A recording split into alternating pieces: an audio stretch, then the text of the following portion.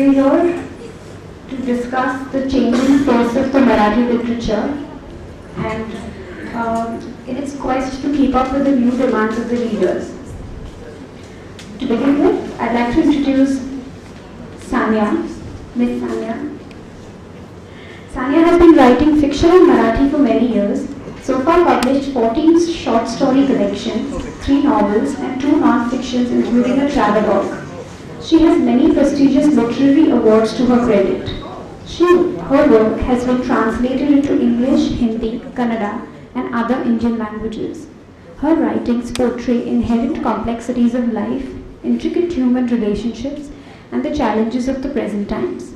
The focus of her writing is an awakened and introspective woman who is sensitive to her surroundings as also to her inner voice. Widely travelled and now settled in Bangalore, she works as a voluntary counselor. Ma'am, could you please come on the stage? A huge round of applause.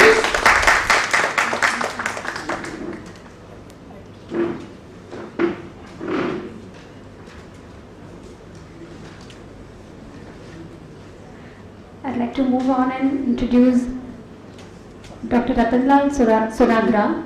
Professor Ratanlal Sonagra is a multifaceted personality, a professor of Hindi, a writer in Marathi and Hindi, editor of several periodicals, and a prolific speaker and a political activist. He has written several books on the variety of topics. Born in 1939, Professor Sonagra has had a long, successful career as a professor of Hindi at several reputed institutes. He has been involved in Dalit and Buddhist movements at various levels. He has command over several theosophical and religious subjects, including Jainism and principles of Bhagwan Mahavir. He was the spokesperson of Bharatiya Dalit Sahitya Academy. He has chaired many literary meets and seminars around India, like the Bauddha Sahitya Sammelan in Belgaum in 1968. Professor Sonagra has been invited for many literary festivals in India and abroad, including Vishwa Dalit Sahityakar Sammelan in London in the year 2000. So please.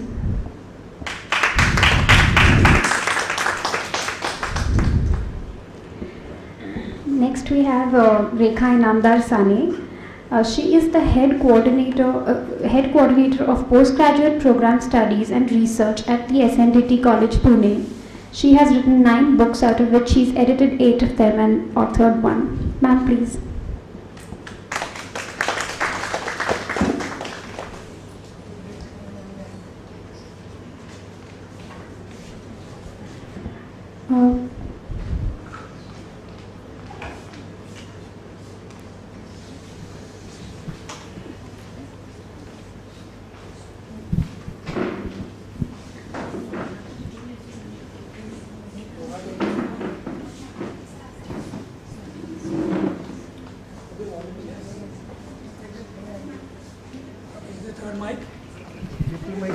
Two mics.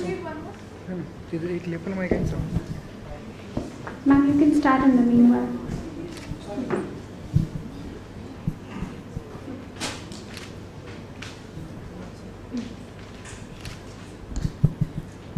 आम्हा तिघांच्या तर्फे मी पहिल्यांदा संयोजकांच्या विषयी मनापासून कृतज्ञता व्यक्त करते.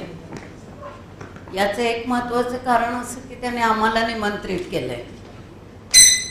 पण हे एवढंच नाहीये, तर या संबंधित त्याने आम्हाला शक्य तितक्या सगळ्या पूर्वसूचना दिल्या आणि आमची एकूण व्यवस्था चोख ठेवली. याबद्दल मी खरोखरी पुणे लिटररी फेस्टिवलच्या संयोजकांचे आभारी आहे. आता अधिक वेळ न घालवता मराठी साहित्यातले बदलते प्रवाह याच्यावरच्या चर्चेला मी सुरुवात करते, कारण आपल्याला वेळाची मर्यादा आहे. मराठी साहित्यातले बदलते प्रवाह म्हटलंय. मराठी साहित्याचा पैस हा खूप व्यापक आहे, खूप मोठा आहे आणि तो काही एका तासात आटपण्याजोगा नाही. तर त्याच्यामुळे आपण त्या विषयाला आधी मर्यादित करून घेऊ, त्याला एक चौकट आखून घेऊ, म्हणजे आपल्याला त्याच्यामध्ये खोलात थोडंफार शिरता येईल. आणि म्हणून मी असं ठरवलं की 90 1990च्या आधीच्या काळावर पुष्कळशा गोष्टी या लिहिल्या गेलेल्या आहेत. पुष्कळशी समीक्षा म्हणजे क्रिटिसिझम हे लिहिलं गेलं आहे, संदर्भ आहे. परंतु 90 नंतरच्या काळावर मात्र तुलनेने खूप कमी लिहिलं गेले.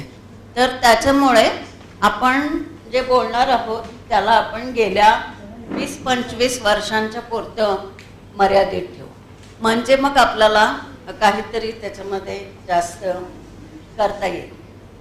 सर्वसाधारणपणे 1960 नंतरचा काळ जो आहे तो आपण असं म्हणतो की दारुण स्वप्नभंगाचा होता.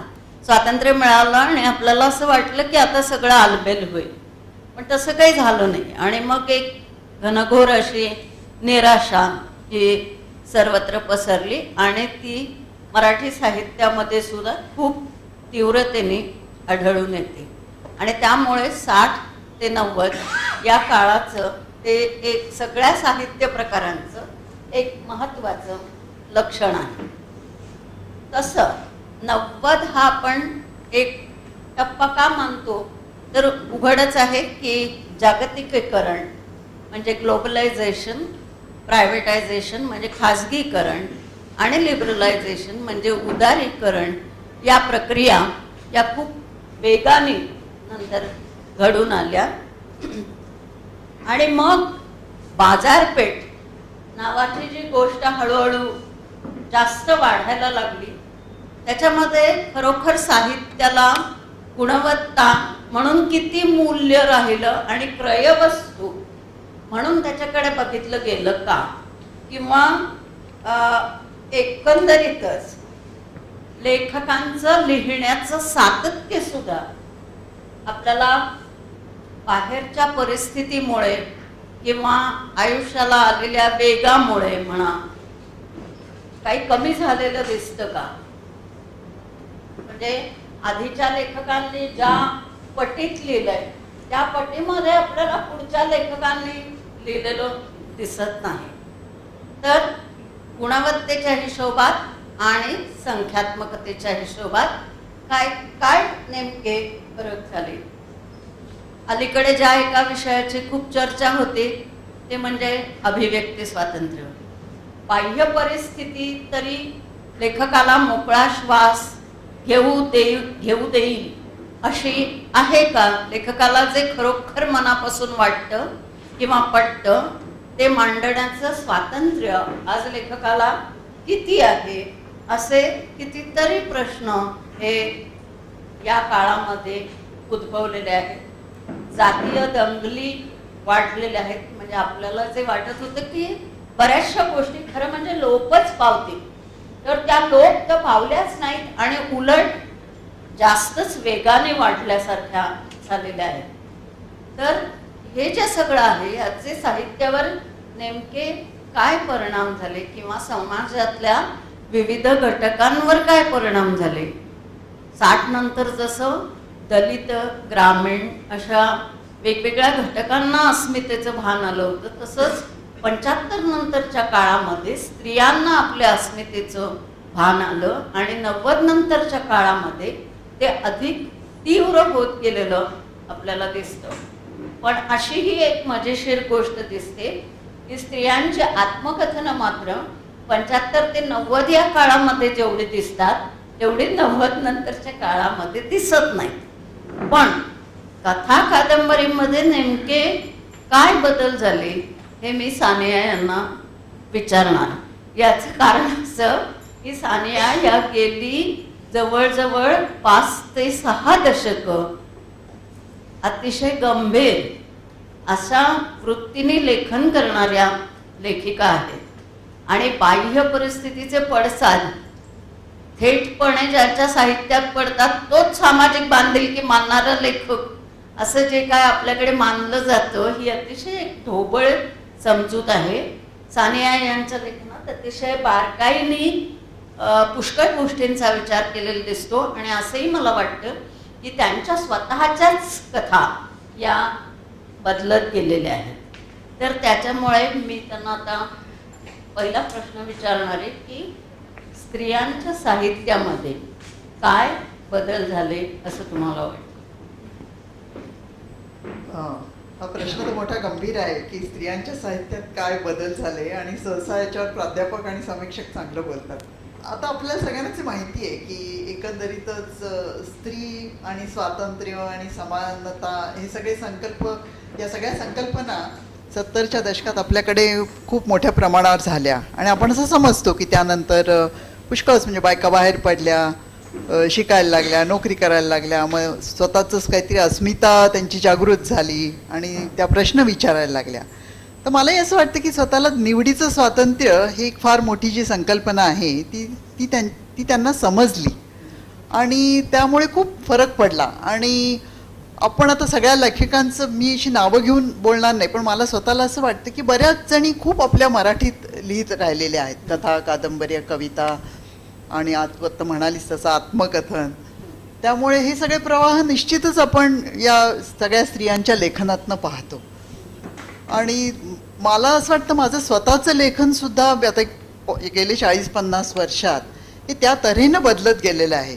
मला स्वतःला ज्या अतिशय महत्त्वाची अशी संकल्पना वाटते की ज्यांनी खूप सगळ्या विचारांना, चळवळीला एक आधार दिला, ती म्हणजे ही मानवाधिकाराची कल्पना आणि समानतेची कल्पना. या ज्या कल्पना आहे त्या वेगवेगळ्या तऱ्हेनं आपल्या समाजाकडे आल्या आणि जागतिकीकरणामुळे आणि आता सगळं जग जवळ आल्यामुळे आणि विज्ञानामुळे, तंत्रज्ञानामुळे आपल्याला त्या माहीत करून घेता आल्या. आपण त्यामुळे कुठेही काही जगात घडलं तरी वाचू शकतो, पाहू शकतो, अनुभवू शकतो. आपण स्वतःही त्यातनं बाहेर पडलेलो आहोत. त्यामुळे आपला सगळा एक परिप्रेक्ष्य खूप मोठा झाला असं मला वाटतं आणि त्याचा नक्कीच फायदा झाला. साहित्य आपण हे जर प्रवाह मानत असू तर तो एक वाहता प्रवाह आहे, ते काही साचलेलं डबकं नाही आहे. तेव्हा नक्कीच ह्या सगळ्यात मला असं वाटतं की आपण हा वेगवेगळ्या तऱ्हेचे हे आपण प्रवाह बघतो आणि स्त्रियांच्या लेखनात तर नक्कीच झाला. आता कधी कधी काय होतं की काही अशा लाटा येतात, कदाचित आत्मकथनाची ती लाट आली असेल किंवा काही एकदम मध्ये कथांच्या लाटा आल्या असतील, आता त्या थोड्या कमी झाल्या असतील. पण आपण पुन्हा नव्या लेखनाकडे बघितलं तर कदाचित त्यांचे आविष्काराच्या पद्धती बदलल्या असतील. तेव्हा या सगळ्याचा विचार करताना मला वाटतं नक्कीच हा परिणाम झालेला आहे. नाही, असं वाटतं का की से मेघना पेठे आहेत किंवा कविता महाजन आहेत किंवा अगदी अलीकडे आता शिल्पा कांबळे आहेत, तर जास्त धीट झाल्या. म्हणजे ज्या गोष्टींचा उच्चार करायला सुद्धा पूर्वी कचरत होती किंवा ज्या गोष्टींविषयी गौरी देशपांडे एका रोमॅन्टिसिझमने लिहित होत्या, त्या गोष्टींच्या विषयी आता या सगळ्या जणी खूपच जास्त थेटपणे असं लिहितात. हो, नक्कीच असं लिहित असणार, कारण शेवटी ही स्वातंत्र्याची मूलभूत कल्पना आहे ना. शेवटी आपल्याला निवडीचं स्वातंत्र्य आहे, अवकाशाचं स्वातंत्र्य आहे आणि वेगवेगळ्या जागतिक जे प्रवाह घडलाय त्याचाही आपल्यावर परिणाम होतो आहे. तेव्हा हे आपण अधिक धीटपणे लिहिलं पाहिजे, अधिक धीटपणे त्याला भिडलं पाहिजे असं वाटणं अगदी साहजिक आहे आणि फार चांगली, माझ्या मते आशादायक आणि चांगली गोष्ट आहे. तुम्ही खूप वर्ष महाराष्ट्र राज्य साहित्य संस्कृती मंडळाचे उपाध्यक्ष होतात, तर तुमच्याकडे खूप सारे कविता संग्रह येत असणार आणि त्यामुळे ते तुम्हाला वाचावेही लागत असणार. पण त्यामुळे तुमची खूप सारी कविता वाचून झाली असणार. तर सध्या जी कविता लिहिली जाते तर त्याच्याविषयी तुम्हाला काय वाटतं?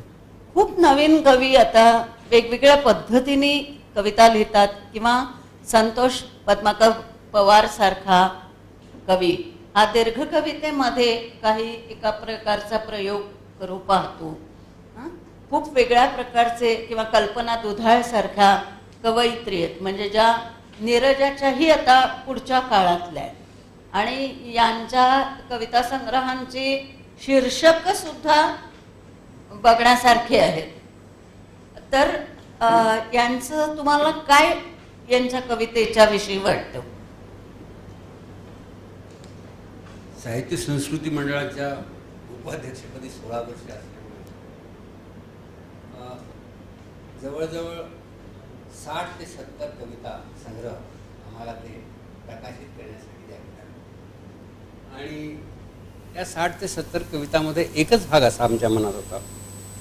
यशवंतराव चव्हाण असं म्हणाले की एखाद्याचं साहित्य हे केवळ प्रकाशक नाही किंवा कोणी करत नाही छापत, त्यामुळे राहता कामा नये. तेव्हा त्याला वाव मिळाला पाहिजे या अर्थानं त्यांनी ती कल्पना दिली. आणि साहित्य संस्कृती मंडळ, कविता संग्रह किंवा साहित्य मागू लागलं. पण साहित्य, दुसरं साहित्य फार कमी आलं. कविता संग्रह 100च्या वर असे आले. मग ते तपासायचे, पाहायचे. त्यात काही कविता गाळायला सांगायच्या, काही कविता घ्यायला सांगायच्या. पण ते सुद्धा कसं होतं की त्यांना अभिव्यक्त होण्यापुरतं ते होतं. आणि ते जे छापायचे तेव्हा ते स्वतःच वाटप करायचे. दुसरं काही त्यांच्याकडे असं काही कार्यक्रम नाही की जो हे होऊ शकतो. पण एक गोष्ट मात्र लक्षात आली की ज्यांना काही कधी स्वातंत्र्यच मिळालं माहीतच नाही, ते जेव्हा अभिव्यक्त झाले तेव्हा आपण चकित झालो. चकित या अर्थानं झालो की हे जीवन आपण पाहिलं नव्हतं. मी एक अशी मनात कल्पना करतो की काही जाहीर असं सांगताना असं मला वाटतं की आपल्या देशामध्ये बऱ्याच वर्ष जात हे एक स्वतंत्र राष्ट्र होतं, त्याला अदृश्य भिंती आहेत, असं सीमारेषा आहे. आणि मग त्यांचं ते सगळं जे जे काही त्यांच्या आतमध्ये घडतं ते त्या राष्ट्राचं आहे. आणि काही राष्ट्रात जसं परदेशी लोक आले की मग काही माहीत पडतं किंवा काही माहीत पडत नाही, असं जे होतं ना, तेव्हा याच्यातून त्याच्यात जाणं हे फार वेगळं होतं. आणि ज्यांच्याकडे साहित्याचा कधी काही कार्यक्रमच नव्हता, माहीतही नव्हतं, त्या ज्या काही लिहित होत्या, करीत होत्या, करणारे लोक होते, तेव्हा त्यांना ते चकित करणारं वाटलं. आणि त्यांनी हे जीवन जेव्हा पाहिलं की अरे असं काहीतरी लोकांना आपल्याला सांगायचं असतं, ते सांगता येतं, हे सांगितल्यावरती ते कवितेच्या माध्यमातून बऱ्याच वेळा व्यक्त होतं. पण त्या कविता फारशा अशा, ज्याला आपण म्हणतो की कविता म्हणून काही फार पुढे आल्या नाहीत, परंतु त्यांच्या काही भावना आहेत. आता माझ्या एका मित्राने काल मला एक मोठी दीर्घ कविता आणून ठेवली की महाराजा, हे देश कुठं आहे आणि हे सगळं कुठं गेलेलं आहे. आणि फक्त एकच गोष्ट होती की त्याला या सगळ्या देशामध्ये घडणाऱ्या घडामोडी, आता आपण म्हटलं की या दशकानंतर जो एक लोकांच्या मनामध्ये निराशा आली, काही गोष्टीबद्दलचं एक काय म्हणतात तो त्यांचा भ्रमनिराश झाला. आणि हा जो भ्रमनिराश झाल्यावरती ते प्रश्न विचारायला लागले की हे कुठे आहे, ज्या गोष्टी तुम्ही सांगत होता त्या गोष्टी कुठे आहेत, या नाहीत. आणि याच्याविषयी एक मोठा आक्रोश त्या सगळ्या कविता होत्या. तेव्हा या कविता आक्रोशाच्या रूपानं काही आल्या, काही मनोविकार, मनोव्यथा सांगण्याच्या याच्यामध्ये आल्या. आणि काही गोष्टी आपण या सगळ्या गोष्टीमध्ये जग कसं पाहतो या दृष्टिकोनातून आल्या. आणि मला असं वाटतं की मराठी साहित्यामध्ये खरोखरच फार मोठी क्षमता ही काव्यातूनच आलेली आहे. आणि ही एखाद दुसरं कवीनं, कधी कधी मी त्यांना सांगत असे की अरे या सगळ्या 60 कवितामध्ये एखादा जरी कवी हाती लागला तर तो फार महत्त्वाचा आहे. आणि म्हणून आम्हाला काही समाधान आहे की काही कवी खरोखरच फार चांगल्या पद्धतीनं त्यांनी केल्यामुळे ते पुढे आले. आता एक आपल्याला आश्चर्य वाटेल की विश्वास पाटलांची पहिली कादंबरी साहित्य संस्कृती मिळाली किंवा आमच्या हाती काही लागलं किंवा एक कादंबरीकार तरी किमान त्याच्यामध्ये लागला. आणि त्याच्यानंतर दुसऱ्या पुस्तकाला आम्ही जास्त म्हणजे पहिल्याला संपूर्ण देत असू, दुसऱ्याला काहीतरी 80%. पण हे आलं, लोकांच्या पुढे येऊ लागलं. एक फार चांगली घटना याच्यामध्ये घडली की जे कधी अभिव्यक्त झाले नाही त्या त्या समाजात काही माणसं ही येऊ लागली आणि त्यातली रहस्य आपल्याला कळू लागली. आपल्यालाही माहीत नव्हतं की हे काय आहे, त्यांच्या जीवनामध्ये असं कसं घडलं, असं जीवन असू शकतं का, ही देखील कल्पना येते. त्यामुळं हा फार मोठा स्वागतार्ह परिणाम मराठी साहित्यामध्ये झालेला आहे की ज्याच्यामध्ये सर्व समावेशकता आहे. नाही, आणि म्हणजे वज्रेश सोळंकी सारखा कवी आहे की जो संमेलनातून पुढे आला, किंवा अरुण म्हात्रे सारखा कवी आहे, किंवा आत्ता मी म्हणलं तसं त्या कल्पना दुधाळ्यासारख्या कवयित्री आहेत. मी जे म्हटलं की कविता खूप लिहिली जाते आणि प्रकाशक खरं म्हणजे कविता काढायला फार उत्सुक नसतात. खरं म्हणजे ते एकूण खरं म्हणजे ते मराठी साहित्यच प्रकाशित करायला फार उत्सुक नसतात.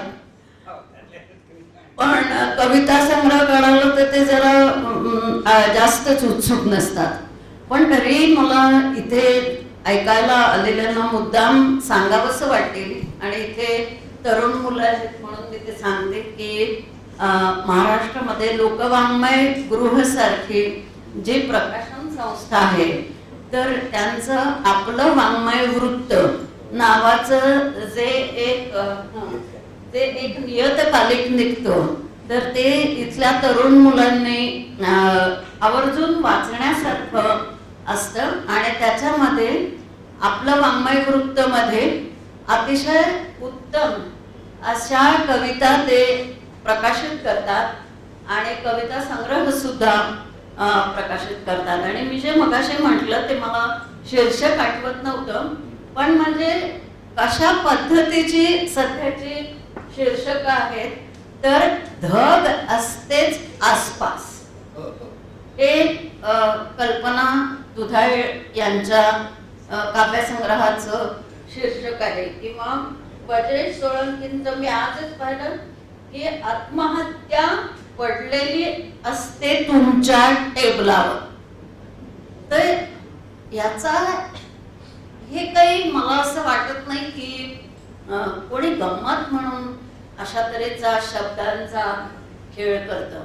याचा एक अर्थ असा होतो की त्यांच्या मनामध्ये अजूनही कितीतरी गोष्टी दबलेल्या आहेत आणि त्याचा एक प्रकारे हा सगळा झालेला स्फोट आहे. तर पॉप्युलर सारखी प्रकाशन संस्था किंवा लोकवाङ्मय गृहासारखी प्रकाशन संस्था एक प्रकारच्या नेटाने या कवींच्या मागे उभी राहिलेली दिसते. आणि सलील वाघ म्हणा, मंगेश नारायणराव काळे म्हणा, यांच्या पुढची ही पिढी म्हणजे नव्वदोत्तरी साहित्यात सुद्धा आता 2 पिढ्या झाल्या असं आपल्याला दिसतं.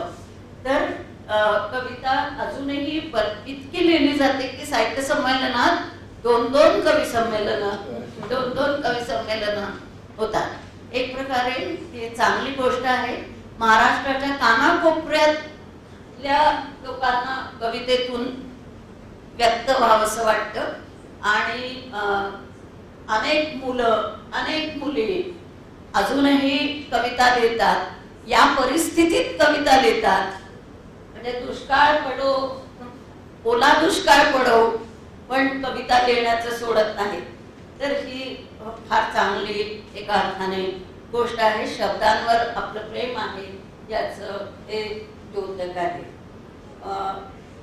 एक आणखीन गोष्ट अशी की आपण सगळेच जण जाणतो की जसं कथेमध्ये झालंय, कादंबरीमध्ये झालं किंवा कवितेमध्ये काही बदल झाले तसे नाटकामध्ये सुद्धा झाले. नाटक जे 3 पूर्वी 5 अंकी त्याच्याही आधी 7 आणि 8 अंकी असं लिहिलं जायचं. तर आकाशे तिकडे बसून माझ्याकडे बघतायत हे माझं लक्ष आहे तर मी बरोबर बोलते की नाही. तर 7-5 अंकांवरून ते 3 अंकांवर आलं, मग पुढे 2 अंकांवर आलं आणि मग आता हळूहळू ते दीर्घांकावर आलेलं आहे हा नाटक. तर याची सुद्धा काही कारणं आहेत. तर त्याच्यामध्ये काय आपल्याला म्हणता येईल म्हणजे एकीकडे असंही दिसतं की समांतर रंगभूमी जी आहे ती आणि व्यावसायिक रंगभूमी याच्यात जे अंतर पूर्वी पडलेलं होतं की एकीकडे कानेटकरांची नाटकं चाललेली होती आणि दुसरीकडे तेंडुलकरांची नाटकं चाललेली होती आणि कानेटकरांच्या नाटकांचा प्रेक्षक ठरलेला होता आणि इकडचा तेंडुलकरांच्या नाटकांचा किंवा अच्युत वझ्यांच्या नाटकांचा किंवा आळेकरांच्या नाटकांचा प्रेक्षक ठरलेला होता. आता तसं दिसत नाही. म्हणजे आता बऱ्यापैकी प्रेक्षक दोन्ही बघतात आणि त्यामुळे पुष्कळशी नाटकं ही समांतर रंगभूमीवरून व्यावसायिक रंगभूमीवर प्रवास करतात. तर त्याच्यामध्ये सुद्धा आपल्याला असं दिसेल की खूप चांगली तरुण मंडळी हे लेखन करतात आणि पुण्यामध्ये सुदर्शन हे जे सुदर्शन रंगभूमी आहे ते आम्ही पुष्कळ लोकांना एक हक्काचं एक नाट्यगृह हे उपलब्ध करून दिलेलं आहे. तर काय तुम्हाला सानिया ना मी याच्यात काही म्हणजे बंगलोरला मला माहिती नाही की मराठी नाटक कितपत होतं काय होतं. नाही म्हणजे मी महाराष्ट्रापासून दूर असल्यामुळे नाटकाबद्दल मी काही बोलू शकेन असं नाही. माझ्या मनात फक्त सारखं नेहमी असंच येतं की बायका नाटकं कमी का लिहितात किंवा त्या लिहित असतील तर ती पुढे का येत नाही. हा प्रश्न फक्त आपण फार फार विचारू शकतो स्वतःला. नाटकाच्या दृष्टीनं एक महत्त्वाचा एक बदल असा घडतो आहे चांगल्या अर्थानं की जो मराठी प्रेक्षक किंवा व्यावसायिक किंवा अमुक हा जो एक फरक होता तो कमी झाला हे बरोबर आहे. पण त्याची कथा जी आहे त्याची विषय जे आहे हे आपण पाहिले तर काही वेळेला खूप तेच झाले. कारण मी पहिल्यांदा जेव्हा नाटकाची शीर्षकं पाहत होतो तेव्हा सगळी नाटकं ही जणू काहीतरी विवाहावरती आधारलेली आहेत. एखादा कुलकर्ण्याचं लग्न, याचं लग्न, वराड, म्हणजे याच्याशिवाय दुसरे जगातले विषय काही दिसले का नाही कुणास ठाऊक हे मला कधी कधी फार शंका वाटत आहे की हे सगळं विषय कसा होतं की त्याच मर्यादित आणि त्याच्यामध्ये ते गुंतच होतं. पण आता आणखीन एक वेगळी घटना घडते आहे की ज्या स्पर्धा होत आहेत वेगवेगळ्या ठिकाणी महाविद्यालय याच्यामध्ये नवे लेखक आणि नवीन एकांकिका नवीन विषय आणि सर्व प्रकारचे विषय ही जी एक क्षमता आलेली आहे ही आता मला फार मोठी एक स्वागतार्ह बाब वाटते. आणि कदाचित म्हणजे समजा एखाद्या वेळी पुढेचे असे प्रयोग होतील की ज्या बक्षीसपात्र किंवा पुढे आलेल्या चांगल्या एकांकिका आहेत त्या 3-3 एकांकिका लोक पाहतील एक नाटकासारख्या पाहतील. लोकसत्तेने आता लोकांकिका म्हणून एक स्पर्धा सुरू केली आणि हा एक फार मोठा बदल आहे की जे विषय राहिलेले होते अज्ञात होते आणि ज्यांना असं वाटतं की बा हेच विषय आले म्हणजे लोक प्रेक्षक येतील त्यातली मजा कळेल, आता तसं राहिलं नाही. आणि निदान तो एक महाविद्यालयीन एक तरुण विद्यार्थी वर्ग जो आहे हा सगळ्या विषयांच्याकडे पाहायला लागलेला आहे. ही नाटकामध्ये एक फार महत्त्वाची गोष्ट आणि ती घडलेली आहे. आणि मला या दृष्टीनं या सगळ्यांचं अभिनंदन करावं असं वाटतं की जे लेखकसुद्धा आहेत नवीन जे लिहित आहेत त्यामध्ये त्यांनी असं ठेवलं नाही की बा आता काय करायचं घ्या एखादी. पूर्वीच्या वेळी जेव्हा एखादं स्नेहसंमेलन ठरे तेव्हा सांगायचे आहे काढा आत्र्याचं नाटक म्हणजे 4 दिवसात नीट बसू काय फारसा प्रयोग करायची काही गरज नाही पाहण्याची गरज नाही. आत्र्यांची विनोदच लोकांना हे होते. हे आता राहिलं नाही. आता खूप विचार करणारी मंडळी आहेत वेगवेगळ्या स्तरामध्ये जाणारी मंडळी आणि नसेल तर लिहून घेणारी मंडळी आहेत की आम्हाला असं पाहिजे. मुंबईमध्ये असताना आमच्या कॉलेजमध्ये सिद्धार्थ कॉलेजमध्ये एकांकिकेच्या स्पर्धा होतं. त्याच्यामध्ये एकाच कॉलेजमध्ये जरी असलं तरी इतकी स्पर्धा असे की वेगवेगळे विषय आणि वेगवेगळ्या गोष्टी. आपल्याला माहिती की कादर खान जे प्रसिद्ध फिल्मी अभिनेते त्यांच्याकडून लिहून आणलं की आम्हाला एकांकिका पाहिजे. मुश्ताक मर्चंटसारखा डायरेक्टर आणला की आम्हाला अमुक पाहिजे. आतासुद्धा पहा विद्यार्थी जेव्हा पाहतात की अरे कॉलेज काय म्हणतं की चांगल्या गोष्टी केल्या पाहिजे चला खर्चाची काही काळजी करू नका आणा लेखक आणा अमुक आणा. आणि त्यामुळे मला असं वाटतं की आपलं साहित्यही आणि नाट्य चळवळही खूप समृद्ध होत आहे आणि ही फार मोठी स्वागत आहे बाबा. मला याचं एक दुसरंही कारण असं वाटतं की पूर्वी जग एवढं जवळ आलेलं नव्हतं. म्हणजे आत्ताच्या गेल्या दशकामध्ये एक मोठी माध्यम क्रांती झाल्यामुळे जग अगदी जवळ आलं. म्हणजे असं पहा की तेंडुलकरांना वयाच्या जवळजवळ 60-65च्या पुढेच त्यांना अमेरिकेला जायला मिळालं आणि ते सुद्धा तेंडुलकरांना मिळालं. आता कंपॅरेटिव्हली खूप तरुण वयामध्ये मुलांना सहजपणे युरोपमध्ये जायला मिळतं किंवा अमेरिकेमध्ये जायला मिळतं किंवा आपण ज्या देशांची नावं ही फक्त नकाशावर वाचलेली असतात तर तिथे ते इझिली जाऊन येतात. तर ही किंवा आता अमेरिकेत जाणं ही काहीच कौतुकाची गोष्ट राहिली नाही. म्हणजे लोक कुठलीही स्कॉलरशिप नाटकाच्या क्षेत्रात सुद्धा बऱ्यापैकी शिष्यवृत्त्या झालेल्या आहेत आणि त्याच्यामुळे ज्याला आपण म्हणतो की एक्सपोजर ते या तरुण मुलामुलींना खूप चांगलं मिळालेलं आहे.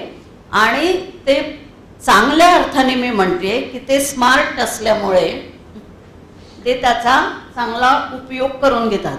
दुसरी एक गोष्ट मला अशीही वाटते की कार्यशाळा होतात, म्हणजे या कार्यशाळांचा सुद्धा उपयोग हा तरुण मुलांना खूप होत असणार, म्हणजे पाश्चात्यांच्याकडेही होतात आणि आपल्याकडेही होतात, आणि त्याचा उपयोग त्यांना लेखनासाठी किंवा दिग्दर्शनासाठी किंवा अभिनयासाठी बऱ्यापैकी होत असणार, आणि त्याच्यामुळे वेगवेगळे विषय येणं हे जास्त प्रमाणामध्ये झालेलं आहे.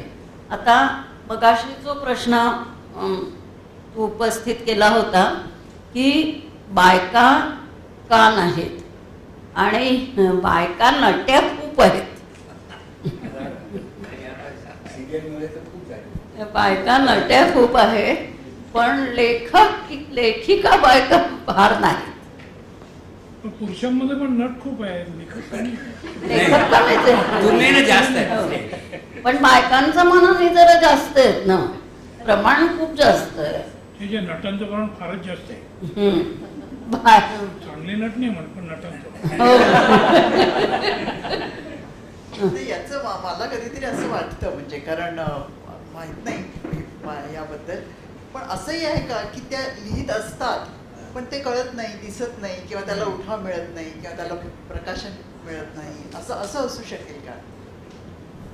मला प्रकाशनाच्या बाबतीत मी सांगितलं की कुणाचंही म्हणजे साहित्य जे अप्रकाशित आणि चांगलं आहे तर ते करण्याची जबाबदारी तर आहे साहित्य संस्कृती मंडळाची, आणि साहित्य संस्कृती मंडळ अजून ते काम करतं. किंवा कुणी महिलांनी लिहिलं, चांगल्या पद्धतीने लिहिलं तर बा द्या, आम्हाला स्वागत करा. आणि दुसरी गोष्ट कशी की ते तपासून घेतात चांगलं करून, आणि त्यांना सहकार्य करा. असं होऊ शकत नाही. अशामुळे मला वाटत नाही किंवा राहिलं किंवा आमचं लिहिलेलं आहे पण कुणी शिकत नाही वगैरे असं नाही. एवढा तर भाग आपण महाराष्ट्राच्या दृष्टीनं फार महत्त्वाचा आहे असं मला वाटतं. कारण प्रकाशकांना आम्ही काय म्हणतो की ठीक आहे तुम्ही छापून द्या, तुम्ही पैसेही घ्या. ते जास्त पैसे घेतात, त्याला कमी प्रत हे सगळं करतात, पण तरीही आम्ही काय म्हणतो की चला निदान एक कलाकृती तरी बाहेर आली आणि त्याचा उपयोग होऊ शकतो, आणि ते होणं फार गरजेचं आहे. किंवा असं काही राहिलं असेल तर मी अजूनही या मंचावरून सुद्धा आवाहन करतो की अशा कुठल्या चुकून किंवा आपल्याला कोणी प्रकाशक मिळत नाही तर जरूर माझ्याकडे द्याव्यात. आपण त्याचा खूप चांगला उपयोग करू शकतो, कारण ही गोष्ट समोर येणं फार नाही, हा केवळ एक प्रश्नच होता. किंवा कदाचित असंही असू शकेल की काही आविष्काराची दुसरी माध्यमं मुलींना, बायकांना मिळू शकतात, कारण इतर आता नवीन तंत्रज्ञानानुसार मग कदाचित ऑनलाईन अनेक लिहित असतील. ऑनलाईन खूपच लेखन लिहिलं जातं असं मला माहिती आहे, आणि त्याच्यात लिहित असतील, किंवा चित्रपट बनवणं, लहान शॉर्ट फिल्म्स बनवणं या तऱ्हेनं, किंवा इतर ह्याच्यात. कारण कुठेतरी आविष्कार होणं हे तर, आणि आपण महाराष्ट्रातच असं म्हणत असतो की सुधारक एक प्रवाह आहे निदान सुधारणांचा, आणि स्त्री शिक्षणाचा आहे, तर स्त्रिया या सगळ्यात आविष्कारित करण्याचा प्रयत्न तर करतच असतील ना. नाही, मला एक बायका तरी सुद्धा लेखिका म्हणजे नाटककार बायका या पहिल्यापासून कमीच होत्या. म्हणजे नेहमीच कथाकार, कादंबरीकार आणि कवयित्री जास्त होत्या. नाटककार बायकांचं प्रमाण हे नेहमीच कमी राहिलेलं आहे. याचे एक कारण कदाचित असं असेल, आणि तुम्ही जे म्हणालात की आम्ही प्रकाशित करू, ते बाकीच्या साहित्याबद्दल ठीक आहे, पण नाटकाच्या संहितेबद्दल प्रकाशित करून नुसतं भागत नाही ना. म्हणजे संहिता प्रयोगरूपाने सादर झाल्याशिवाय त्याला पूर्णत्वच नाही. त्याच्यामुळे ती प्रयोगरूपाने सादर व्हायची असेल तर बाईला तेवढा वेळ द्यायला लागतो, आणि तेवढी उसंत तिला मिळावी लागते. आणि आपली सामाजिक व्यवस्था ही अजूनही दुर्दैवाने अशी आहे की तेवढा वेळ बायका देऊ शकत नाहीत. तालमींना सभागृह मिळत नाहीत, जी मिळतात ते संध्याकाळी वगैरे मिळतात, आणि तिथे 9 म्हणजे खूप झालं रात्रीचे अशी परिस्थिती असते. आणि त्या वेळामध्ये बायका कसं काय घरातनं बाहेर निघणार आणि त्या ते सगळं कसं करणार उलाढाल, अशी ती सगळी गोष्ट आहे. तरीसुद्धा मला इरावती कर्णिक, मनस्विनी लता रवींद्र आणि मधुगंधा कुलकर्णी या तिघींचा खास उल्लेख करावासा वाटतो.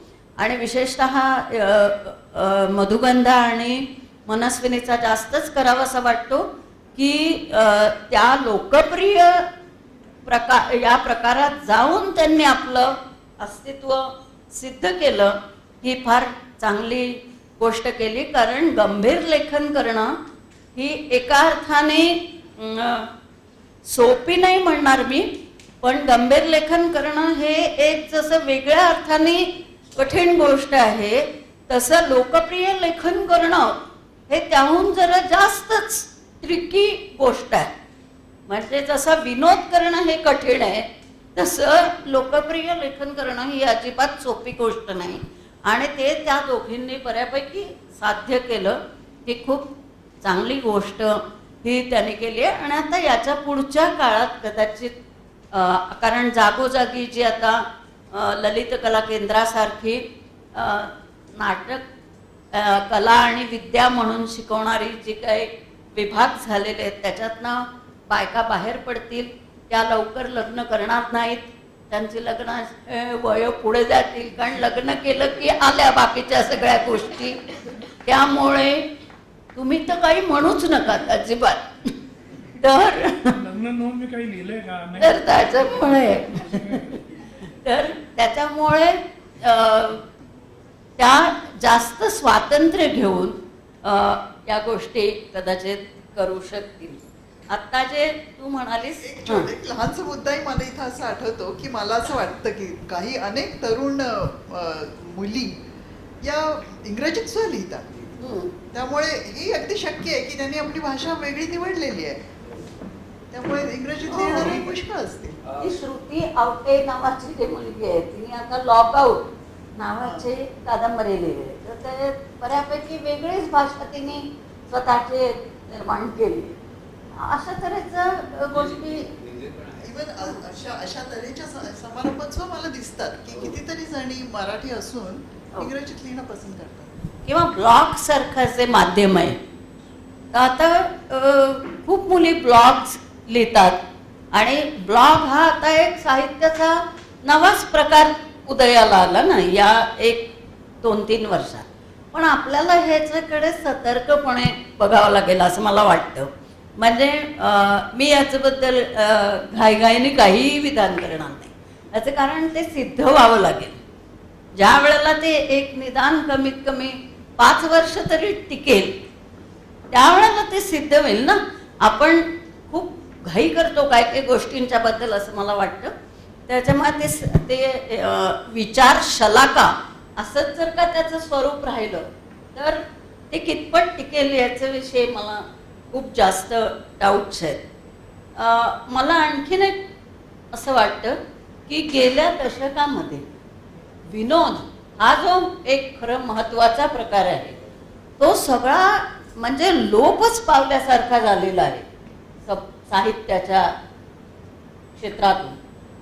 विनोद हा जवळजवळ आता उरलेलाच नाही. म्हणजे पुलंच्या नंतर काही काळ तरी मुकुंद टाकसाळे काय, मंगला गोडबोले काय, या लोकांनी विनोद बऱ्यापैकी जिवंत ठेवलेला होता.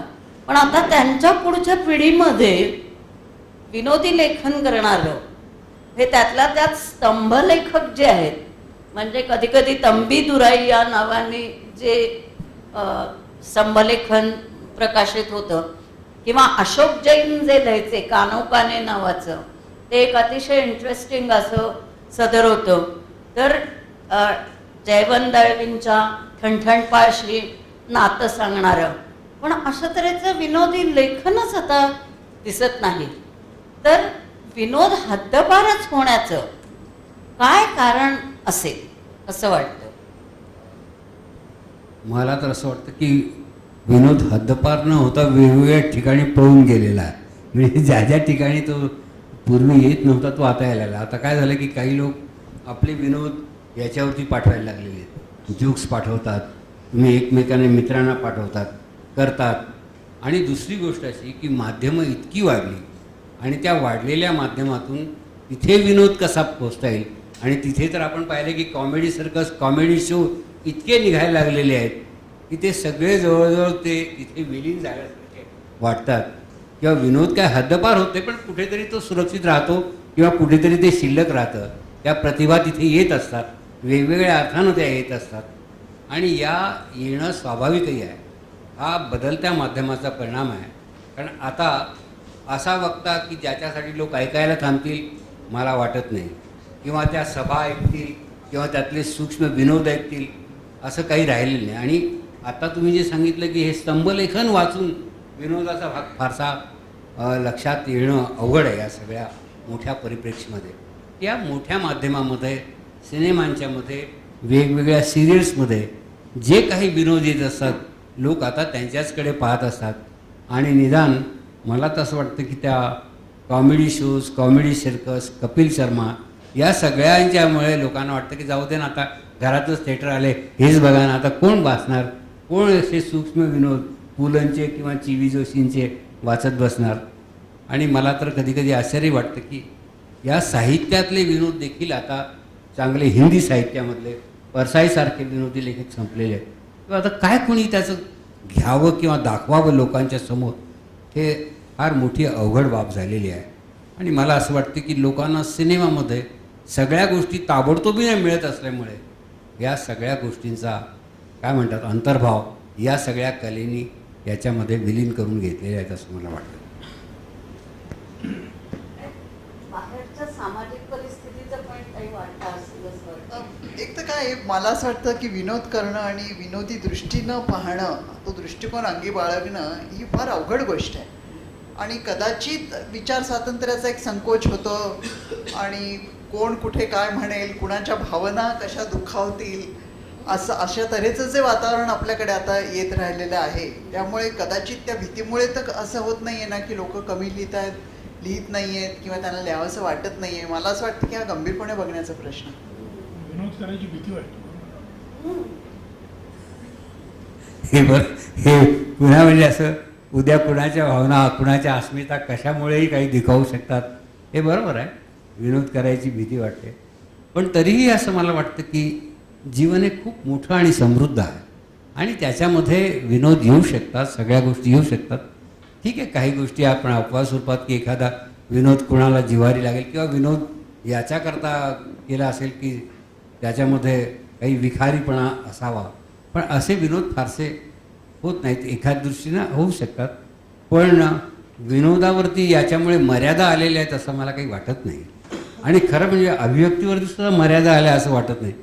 अभिव्यक्ती झालेल्यांची स्थिती मला असं वाटतं कधी कधी की आता मला जे बोलायचं हे केलंच नाही यांनी, सांगितलं ना, आता परत मी कशाला हे सांगू आणि आता परत माझं कोण ऐकणार जर हे जर अभिव्यक्त झालं. मला हेही असं वाटतं की आपली अभिव्यक्ती एखाद्यानं केलीच आहे आधी आणि त्याचाही आनंद होतो की यार बरोबर अगदी मला हेच म्हणायचं. हे जे आहे हेही कदाचित असेल ना की ती अभिव्यक्ती झालेली आहे, विनोदाची झालेली आहे, तिला त्यांच्या मनात असलेल्या आक्रोशाची झालेली आहे, वेगवेगळ्या पद्धतीने अभिव्यक्त होण्याची झालेली आहे. ही कुणीतरी केली आहे, हे केल्यावरती आनंद होतो. किंवा आता हा माझा आनंद नाही, मी केलं तर आता माझं नाव वेगळंच राहील, त्यापेक्षा आत्र्यांचं अमुकांचं त्यांनी माझ्या मनातल्या सगळ्या गोष्टी केलेल्या आहेत. आणि काही वेळेला ही शक्यता आहे की आपल्या मनातली टीका कुणीतरी केलेली आहे. फार बरं वाटतं. ठीक आहे, मला हे म्हणायचं आपल्याला कशाला याच्यात पडा, पण कुणीतरी लढतं, कुणीतरी करतो, ही एक बहुत महत्त्वाची घटना आहे. नाही, मला असं वाटतं की अभिव्यक्तीचा अर्थ तुम्ही खूप हे करून घेत आहात, थोडा मर्यादित करून घेत आहात. आपलं कोणाला तरी म्हणायचं हा हे नाही आहे ह्याच्यामध्ये. आपल्याला जे वाटतं किंवा आपल्याला जे पटतं ते आपल्याला म्हणण्याचं पूर्ण स्वातंत्र्य, पूर्ण निर्भयता, जसं मागच्या काळामध्ये होतं की पुलं बाळासाहेब ठाकरेंवर सुद्धा विनोद करू शकत होते, शिवसेनेवर विनोद करू शकत होते. आज शिवसेनेवर कोणाला विनोद करायचा तर 4 वेळा विचार करावा लागतो. तर ही जी गोष्ट आहे आणि ही आहे ना गोष्ट, म्हणजे ही आपण नाकारून काय करणार. आता मी काय म्हणतात, मी उलट काय म्हणतो की काही वेळेला असं होतं की आपल्या मनातलं कुणीतरी बोलल्यावरती आपल्याला आनंद होतो. हा एक महत्त्वाचा भाग मी अभिव्यक्तीचं सांगतो. आणि मला काही सांगायचं असं अभिव्यक्तीचं स्वातंत्र्य नाही आहे असं मला वाटत नाही. ती सांगण्याची हिंमत करणं ही गोष्ट वेगळी, पण तुम्हाला स्वातंत्र्य नाही आहे असं मला वाटत नाही. मला स्वातंत्र्य आहे, फक्त मी किती मर्यादेपर्यंत जाऊन हे करू शकतो की माझी ताकद मला माहिती पाहिजे, नाहीतर मग हे होत नाही. दुसरी गोष्ट अशी की बाळासाहेब ठाकरे किंवा पु ल देशपांडे यांचे जे आपसातले संबंधही आहेत ते वेगळ्या अर्थानं आहेत आणि ते विनोदाकडे विनोद म्हणूनही पाहू शकतात. आता काही असे लोक आले की विनोदाकडे विनोद म्हणूनही पाहू शकत नाही, याचा काही आपल्याला इलाज करता येत नाही. परंतु आपल्याला अभिव्यक्तीचं स्वातंत्र्य नाही किंवा सांगता येत नाही असं नाही, सांगता येतं, फक्त तुम्ही तुमचं माध्यम निवडा, हे फार महत्त्वाचं आहे. तर तुम्ही कवितेचं निवडाल आणि दुसरं मिळाल, व्याख्यानाचं निवडाल, हे आहे, पण सांगण्याची हिंमत केली पाहिजे, एवढंच मला वाटतं. या खेळकरपणा नावाची जी गोष्ट असते समाजामध्ये, ती मागल्या काळामध्ये जेवढी होती तेवढी एकूण आत्ता राहिलेली नाही. म्हणजे वर्गात सुद्धा बोलताना तुम्हाला विचार करावा लागतो, अशी आता स्थिती आलेली आहे. कारण लोक मोबाईलवर तुमचं बोलणं रेकॉर्ड करतात आणि ते कुठेही वापरू शकतात. तर या सगळ्या हे सगळे धोके आता संभवू शकतात. असो, दुसरा मी आता एक शेवटचाच फक्त मुद्द्याला उल्लेख करते आणि मी हे संपवते. ते म्हणजे या सगळ्याचा एक शेवटचा मला हे असाही दिसतो की गेल्या दशकामध्ये फिक्शनपेक्षा नॉन फिक्शन ज्याला आपण म्हणतो ते जास्त लोकप्रिय होताना आपल्याला दिसतं. म्हणजे एका अर्थाने वास्तवाधिष्ठित ज्याला आपण म्हणतो पूर्ण असं लेखन. आता उदाहरणार्थ वेगवेगळ्या शारीरिक मानसिक रुग्णता विषयक लेखन हे खूप म्हणजे खूपच प्रमाणामध्ये गेल्या दशकामध्ये वाढलेलं दिसतं. मी एक आपलं कुतूहल म्हणून पुस्तकांची एक लिस्ट तयार केली, तर त्याच्यामध्ये मला केवळ डायबिटीस याच्यावरती 35 पुस्तकं मिळाली, किंवा स्किझोफ्रेनिया किंवा मानसिक अपंगत्व याच्यावरची जवळजवळ तेवढीच पुस्तकं मिळाली. तर ह्या तऱ्हेची आजारपणं आणि आजारपणावर मात आणि औषधोपचारांच्या विषयीची जागरूकता किंवा वैद्यक सत्ता आणि तिच्याविषयी सर्वसामान्य लोकांना वाटणारा संशय, हे सगळं जास्त वाढलेलं आपल्याला दिसतं. आणि ही पुस्तकं वाचण्याकडे सुद्धा लोकांचा अधिक कल दिसतो. आणि म्हणून माझा साक्षात्कारी हृदरोग हे त्याचं अगदी ठळठळीत उदाहरण आहे की ज्याच्या 10च्या वर आवृत्त्या प्रकाशित झाल्या. तर असाही एक संबंध ट्रेंड हा आपल्याला वाढताना दिसतो. एकंदरीत मला असं दिसतं. त्याच्यावर अगदी साधं त्याच्यावर एक लेखिका म्हणून मला असं म्हणायचं वाटतं की कथा कादंबऱ्यात आपले अनुभव घालणं ही गोष्ट अवघड असते आणि कथा कादंबऱ्या वाचणं ही पण अवघडच असते. त्यामुळे वाचक हा बनवावा लागतो आणि तो का बनत नाही आहे याकडेही आपण बघायला आपल्याकडे ते इथे डायबेटिक्सचे असोसिएशन्स आहेत, त्याच्यावरती चर्चासत्र लोक आहेत, हे अद्भुतच आहे. पण पहिली गोष्ट मला एकूण साहित्याच्या दृष्टीने पाहिलं तर जगामध्ये जेव्हा हॅरी पॉटर लोकप्रिय होतो तेव्हा मला असं वाटायला लागलं की लोकांना आता वास्तव जीवनापेक्षाही कुठल्या तरी अद्भुतरम्य जीवनाची इतकी का ओढ निर्माण झालेली आहे, हाही एक मोठा प्रश्न आहे. कारण जगामधली सर्वात श्रीमंत लेखन करून ती बाई झालेली आहे, रेलिंग बाई, की जिचं आता आणखीन एक नवीन पुस्तक आता आलं आणि ते ताबडतोब माझ्या मुलीनं कुठेतरी त्या ॲमेझॉनकडून मागून घेतलं. म्हटलं हॅरी पॉटरचं इतकं काय नाही, म्हणजे त्याच्यामध्ये आणखीन काही विचार आहेत मागे. ठीक आहे, विचार असतील हा प्रश्न नाही, पण सगळ्या वास्तवांना सोडून पुन्हा एखाद्या अद्भुतरम्यतेच्या वातावरणात साहित्य कसं जाऊ शकतं किंवा साहित्य कसं चाललेलं आहे, हाही एक फार महत्त्वाचा चिंतनाचा विषय माझ्या पुढे आता येतो. आणि माझे मित्र म्हणतात काय झालं हॅरी पॉटरचं, अशा चमत्काराच्या गोष्टी आहेत, मग त्यापेक्षा आपलं साहित्य किती भारी आहे. ते सगळं भारी आहे हे खरं आहे, पण तरीही हा एक जागतिक एक जो प्रवाह निर्माण झाला तो कसा निर्माण झालेला आहे आणि माणसाचं मन हे कशा पद्धतीनं अभिव्यक्त होईल. कारण हे शेवटी मन हे फार महत्त्वाचं आहे आणि ह्या मनाला जे विकसित करू शकतात, दाखवू शकतात, प्रभाव टाकू शकतात, त्यांचं आपण साहित्य पाहूया.